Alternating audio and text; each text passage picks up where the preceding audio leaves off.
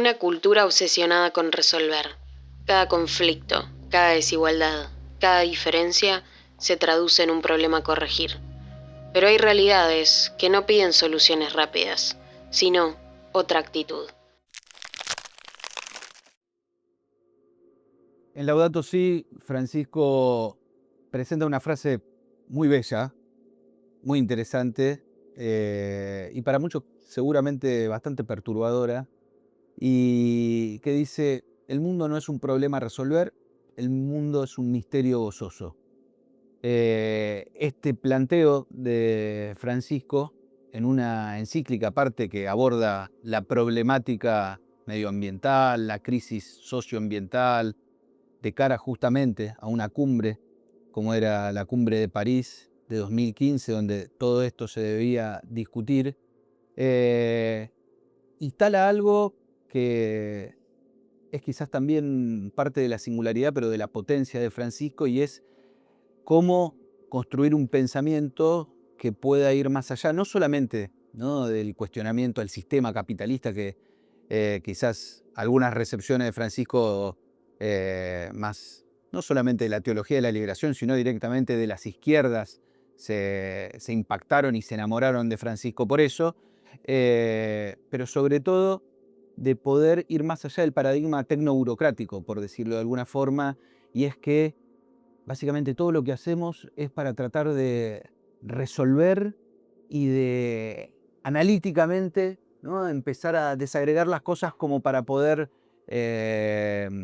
a partir de políticas públicas bien ejecutadas o de decisiones en los foros internacionales, aquello que está problematizado y desafiando, ¿no?, pueden ser resueltos solamente con eso. Bueno, Francisco, con esa frase, de alguna forma lo que dice es: si no hay, ¿no?, una dimensión más espiritual, pero en el sentido como más profundo, ¿no?, como una conversión de las categorías, de los modos en los que pensamos, pero sobre todo del modo en el cual tomamos las decisiones, va a ser imposible resolver algunas de estas cosas. Entonces, la dimensión del misterio, ¿no?, la dimensión del misterio en el pensamiento de Francisco, pero en realidad, ¿no?, en lo que es también la larga tradición de la Iglesia.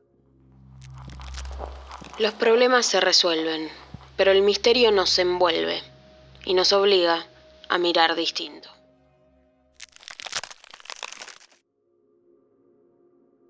Uno podría decir que el misterio es la especie más amenazada, digamos, Mm. ¿no? Es una materia, bueno, no va la palabra materia para misterio, pero cuando es aplicada a mundo, sí, ¿no? El mundo amenazado es un misterio amenazado. Y en ese sentido, me parece que vale la pena ponerlo, bueno, está puesto así, por eso se llama Laudato Si, por eso Francisco se llama Francisco, que es la figura de Francisco de Asís en su cántico, ¿no? El cántico de las criaturas que empieza Laudato Si, o sea, cuál es también la respuesta o la manifestación de ese misterio gozoso que es el mundo, es la figura luminosa, tremenda de Francisco de Asís, que es una figura central del cristianismo en Occidente y para la humanidad es el santo más famoso, etcétera, pero y su cántico, que es como un eje de poesía universal, es la respuesta, una respuesta singular, personal, situada históricamente, en un momento de como una especie de preámbulo de la modernidad, ¿no? Esto, para mí este tipo de planteos de Francisco tienen la característica, la magia de poder aplicarse a la vida más inmediata que cada uno está viviendo en su rincón del mundo, que es su mundo, y también en los límites, en la frontera, en los arrabales, en lo que trasciende al mundo de la modernidad. Esa para mí es la cuestión. Y lo que cita Francisco en su primera encíclica, hay una anterior, pero estaba a mitad de escritura durante el papado de Benedicto, y él la termina, la primera fuerte de Francisco, esta encíclica sobre el mundo como casa. Laudato Si me parece mucho más una encíclica más económica que ecológica. Las dos remiten al mundo como casa, una casa que sea un misterio común, pero además un misterio gozoso. Es un diálogo con lo que más o menos somos todos, que somos sujetos de la ciencia, digamos, somos gente de la modernidad, del cálculo infinitesimal, digamos, de algo que cerró el mundo como cálculo, o sea, porque lo contrario al misterio es el cálculo, o más que el cálculo, lo calculable totalmente, que pongámosle nombre cotidiano de lo que el cálculo. ¿Cuánta gente va a ver esto que estamos diciendo? La métrica que parece ser como la métrica de las encuestas, las métricas econométricas, las métricas de las visualizaciones de los likes, la métrica de la autoestima, la métrica de hasta cuándo llego hasta fin de mes, todo es medido. O sea, a lo que se opone el misterio es, se opone, confronta o surge. La gracia me parece también es que el misterio surge uno podría decir, del agotamiento de la modernidad o del hartazgo que cada uno puede servir de que todo deba ser medido y por lo tanto calculado y por lo tanto intercambiado y por lo tanto comerciado. Y controlado. Y controlado. ¿No? Y uno, si uno lo quisiera aplicar acá, también el misterio gozoso es también un gozo misterioso en el sentido que también el gozo y el goce es medido, controlado. Las vivencias, el reality ¿qué hace? Vivencias. El Instagram, ¿qué hace? Vivencias, todo hace vivencias. ¿No? Es que es como el formato no misterioso, es como cápsulas de sensibilidad, que es como misterio yo diría embalsamado, disecado. Y entonces encontrarse con esa dimensión de misterio. Ahora, también hay a veces un reflejo en el mundo de los debates, en Argentina pasa también, de, bueno, agarrar el misterio y hablar como de los arcanos, los arquetipos, lo esotérico, lo arcaico. No, el misterio es el mundo, no es una cosa esotérica para pocos, para elegidos, ¿no? De que los que leen los símbolos, los simbolismos. Sí, pero es el misterio gozoso tal cual lo experimentó también Francisco de Asís, el mundo tal cual es el cántico de las criaturas. Y también el misterio de la finitud humana, ¿no? Porque el cántico de las criaturas termina una alabanza por la hermana muerte. Te la encargo, porque el gran problema de la modernidad y de la posmodernidad y del neoliberalismo, no sabe qué hacer con la muerte, porque propone una infinitud, digamos, una infinitud mortífera, y un gozo infinito, que como se infinitiza también es mortífero. Y bueno, ahí hay algo también, otra vez me parece que toca mucho la persona, la experiencia de cada cual, y también la historia, la política, la institucionalidad. Es bien desafiante lo del misterio gozoso como misterio gozoso o alegría mercantil, podríamos decir así, ¿no? La modernidad quiso domesticar el mundo, dejarlo sin aristas, justo donde se encuentran las fuerzas, donde la historia se aferra para no ser arrastrada. Otra de las cosas que, a ver, está dando vuelta en torno al misterio, la dimensión del mito y de lo mítico, ¿no? No son lo mismo, pero claramente son parte de la misma familia. Y como bien decís, también hay como cierta cosa de esotérica o fascinante en lo mítico y en lo misterioso, que hasta puede ser un producto más de aquello que es consumido dentro de las métricas, las redes sociales, ni que hablar, ¿no? De todo lo que van generando en ese plano. Y en eso mencionaste también la cuestión, si se quiere, métrica de las encuestas, la sociología, ¿no? La sociología tratando de encasillar, medir, calcular y sobre eso operar sobre el alma humana, ¿no? En algún momento, cuando estuvimos en el medio de la pandemia, lo problematizamos, ¿no? Y un poco la sensación que teníamos en ese entonces, a partir de una frase de Margaret Thatcher que decía, bueno, la economía es el medio, pero el objetivo es el alma, ¿no? Lo que de verdad está en disputa es el alma del pueblo, es el alma de cada uno y cada cual, arrojado también, ¿no? A esta conversación permanente, esta cosa de medio aturdida, tratando de buscar la esencia, lo verdadero, ¿no? En un mundo de la virtualidad permanente.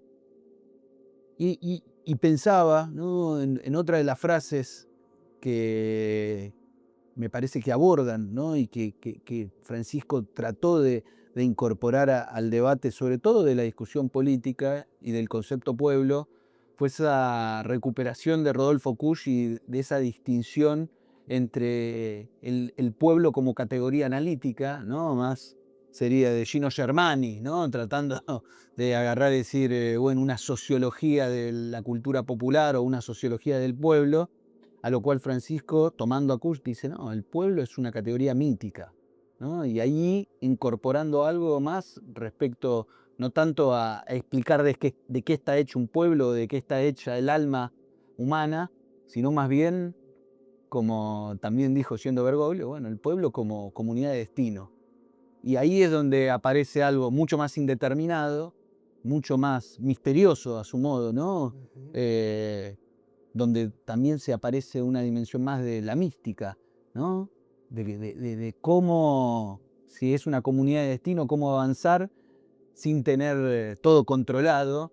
Y justamente también me parece que ahí es, no solamente aparece lo espiritual, el discernimiento que hemos hablado también, sino también la cuestión de las decisiones y de la política en un momento de la historia, ¿no? Porque sea en cualquier momento, ¿no? Francisco de Asís, los primeros cristianos, o ahora en el ya avanzado del siglo XXI, si hay algo que es un gran misterio en realidad es el mañana. ¿Qué hay mañana? Y eso cómo se construye y cómo se atraviesa.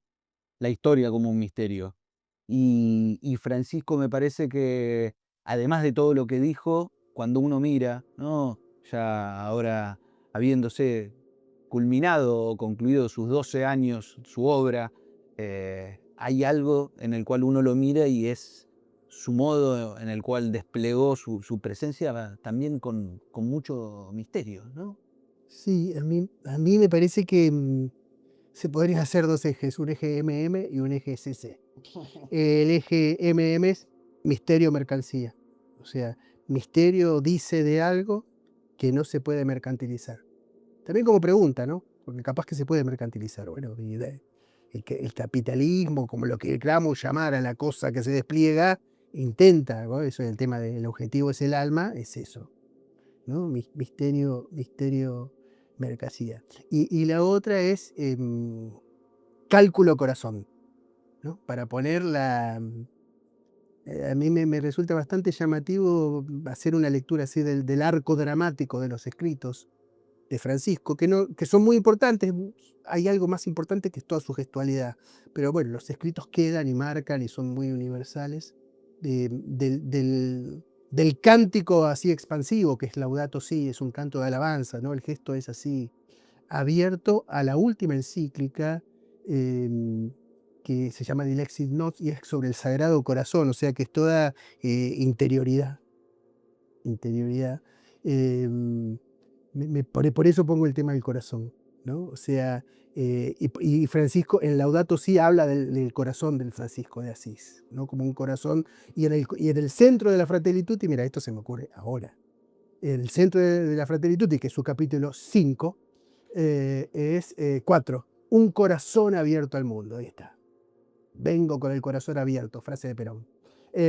Un corazón abierto al mundo y la mejor política, ¿no? Entonces podría decir el mundo, el cántico gozoso del mundo, la interioridad del corazón, y en el medio, entre esas dos tensiones polares, podríamos decir es un corazón abierto al mundo y la mejor política. Y la mejor política ahí es la mejor polis, la mejor ciudad, la mejor casa, la mejor vida.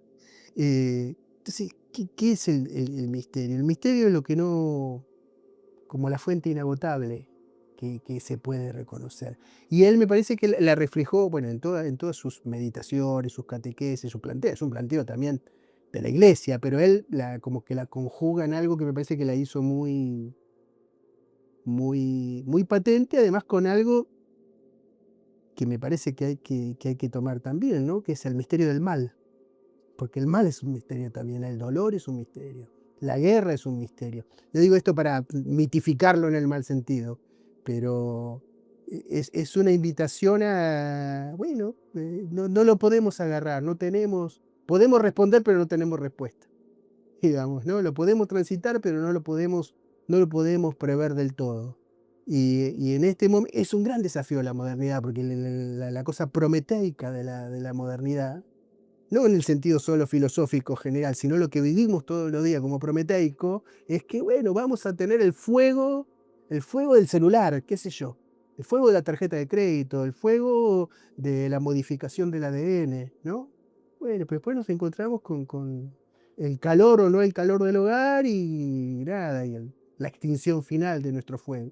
Y son cosas otra vez muy inmediatas y muy conceptuales del límite del mundo, porque el misterio está en el mundo y al mismo tiempo le presenta como un límite interno, ¿no? De algo que todavía no. Y bueno, y la invitación está buena, la invitación está buena. El misterio no nos pide soluciones, nos pide presencia.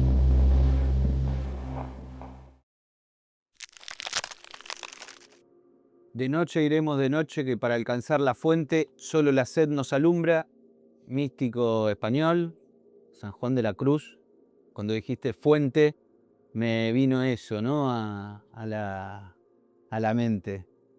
Creo que también vivimos un momento de oscuridad, ¿no? Un tiempo de guerra, ¿no? Un tiempo de, más allá de que la luz el brillo del teléfono está siempre prendido, al mismo tiempo es un momento de gran oscuridad, de gran oscuridad. La canción dice así, la canción sigue así.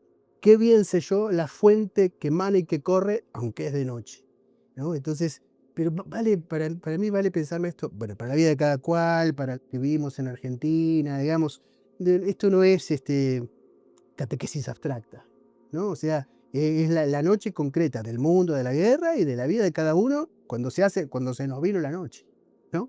Tal Algo cual. de eso. Y sobre todo también en esto de la fuente y el misterio y la fe, ¿no?